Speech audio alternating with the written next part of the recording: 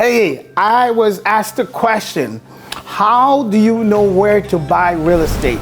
Especially when you're where to buy residential real estate. We're gonna talk about commercial real estate another time, but let's talk about residential real estate. What's important when picking an area where you're gonna buy a home for your family? Number one you wanna pick is the school district. Is the home in the right school district? What is the rating of that school district? Now let me ask you a question. Why is that important? Because most of the people that buy homes are people with kids, and they want to know that their children will go to the right schools. If their children are not going to go to the right school, or they have to drive them a long distance to go to a good school, or they have to put them in a private school, that is an expense they don't want to incur. If they can live in the right neighborhood that allows them to send their kids to a good school district. So that's number one, very, very important. Number two, you want to consider the tax rate of the area you're buying into. If the area is a very high tax rate area, the people that are going to come to buy a home are going to compare the tax rates of your home and the tax rate of other homes. If your home happens to be in a very high tax rate area, that may also be a hindrance for people buying your home. Now, another thing I will recommend is when you're buying a home, you want to make sure that that home has as many bathrooms as it possibly can have.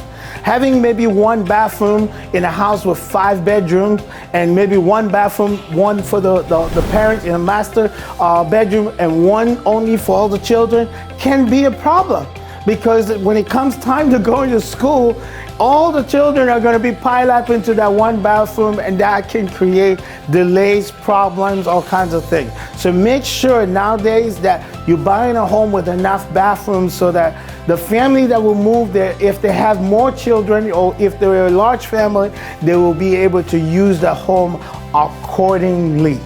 Now, another thing that people don't think about is when you're buying a home is there are such a things as a homeowner association. There is a fee for a certain association to fix the road, to clean the road, to make sure the trash is picked up, to make sure all the homes look good. In some areas, that number can be very high. In some, it can be low.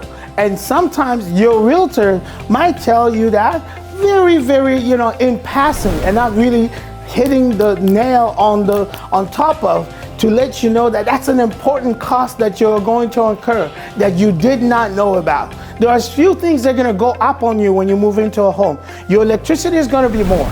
Your water bill is going to be high. Prepare yourself for all this cost. But in addition to that, you have to maintain the home. You have to cut the grass, and you have to make sure all the trees are growing properly. These are some of the expenses you didn't have when you live in an apartment.